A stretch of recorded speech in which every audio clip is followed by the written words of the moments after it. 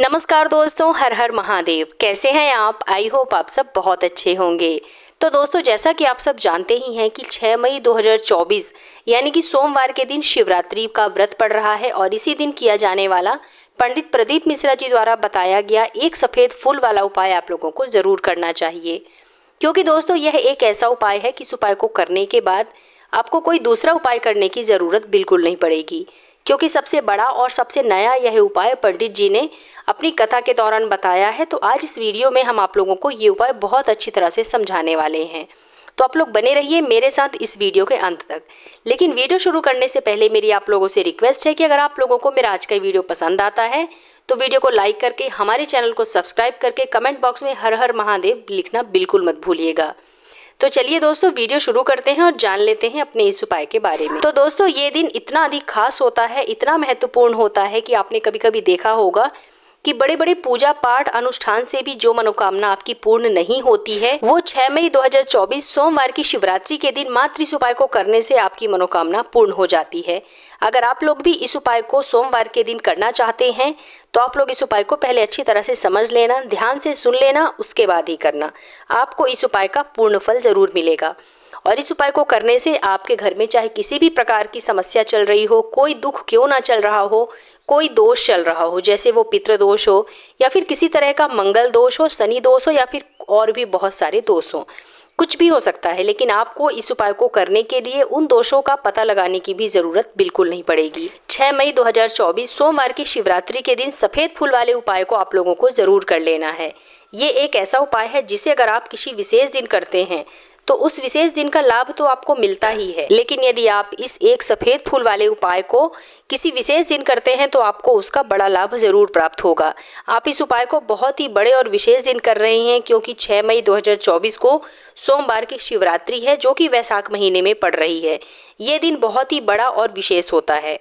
तो दोस्तों, आज की इस वीडियो में हम आपको एक सफ़ेद फूल वाला उपाय बताने जा रहे हैं, जिस उपाय को करने से चाहे आपकी कैसी भी मनोकामना हो, कोई भी परेशानी हो या फिर आपके जीवन में किसी भी प्रकार का दुख, रोग या कष्ट हो या फिर धन से संबंधित किसी भी प्रकार की परेशानी है, तो आपको एक सफ़ेद फूल वाला उपाय ज़रूर करना चाहिए। दोस्तों, ये उपाय आपके पूरे जीवन को बदल कर रख देगा। आइए दोस्तों, अब हम जानते हैं कि ये वाला जो उपाय है ये करना किसको है। तो देखिए, घर का जो बड़ा और मुख्य सदस्य होगा उसी व्यक्ति को यह वाला उपाय करना है, और वह बड़ा व्यक्ति मुख्य रूप से घर की बड़ी माताएं बहनें ही होंगी तो ज़्यादा बेहतर होगा। मतलब कि घर की जो बड़ी माताएं बहनें होती हैं, अगर वो ये उपाय करती हैं तो बहुत अच्छा होगा। और उस घर की बड़ी माताएं बहनें जो होती हैं वो घर की लक्ष्मी मानी जाती हैं, और जब घर की लक्ष्मी कोई उपाय करती है तो उसका फल हमें बहुत बड़ा और बहुत जल्दी मिलता है। तो इसीलिए विशेष रूप से घर की माताओं बहनों को ही इस वाले उपाय को करना चाहिए।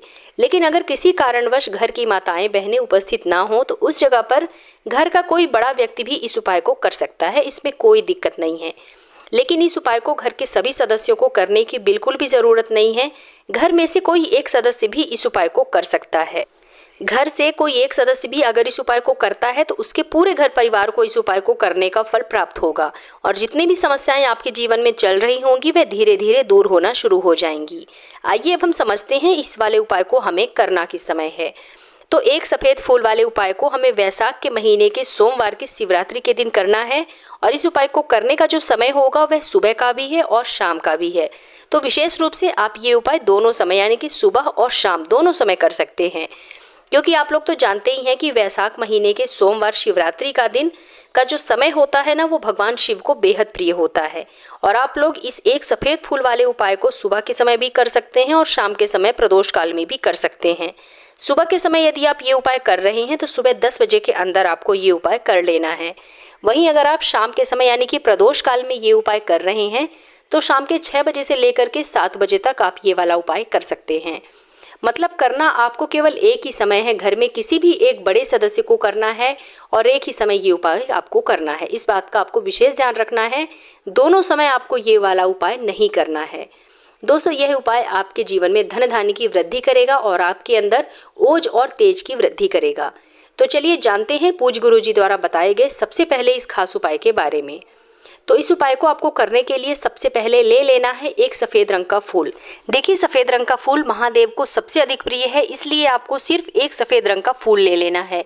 अगर आपको किसी कारणवश सफ़ेद रंग का फूल नहीं मिल पा रहा है तो आप शिवलिंग पर चढ़े हुए सफ़ेद रंग के फूल को उठा करके इसे जल से शुद्ध करके इस उपाय को करने के लिए आप इस्तेमाल कर सकते हैं।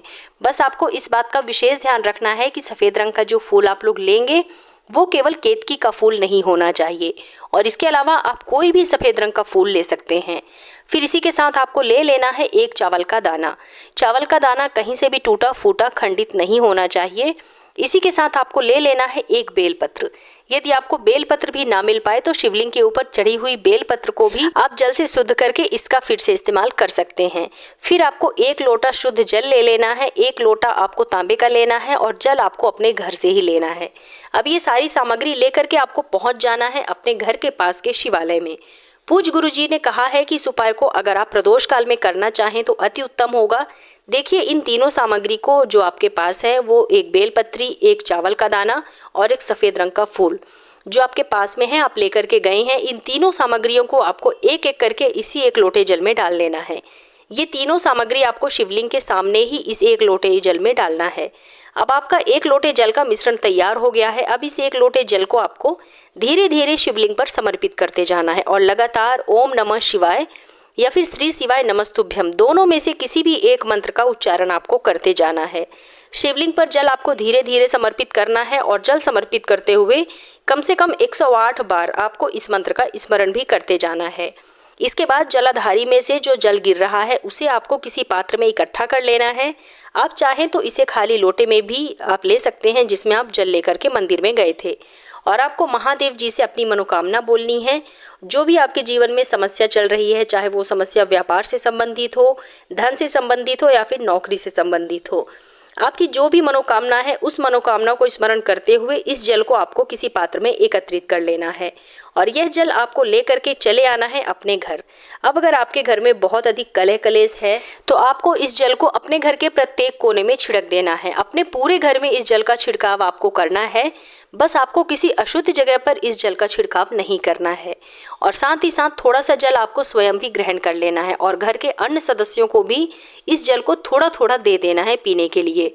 अगर आपके दुकान में, आपके व्यापार में या फिर आपके कार्यस्थल में आपको घाटा हो रहा है, आपको कोई परेशानी हो रही है, तो इस जल को आपको अपने व्यापार स्थल में, अपने कार्यस्थल में छिड़काव कर देना है। फिर अगर आपके जीवन में किसी भी प्रकार की समस्या चल रही है, आपको कोई रोग है, कोई कष्ट है, फिर भी आपको इस जल को खुद ग्रहण कर लेना है।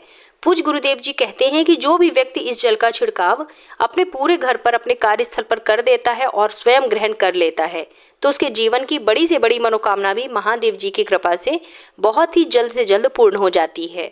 तो दोस्तों, आपको वैशाख माह के सोमवार के दिन पड़ने वाली शिवरात्रि के दिन इस उपाय को जरूर करना चाहिए। आपके जीवन के सभी दुख, दर्द, कष्ट व समस्याएं भोले बाबा की कृपा से स्वतः ही दूर हो जाएंगी।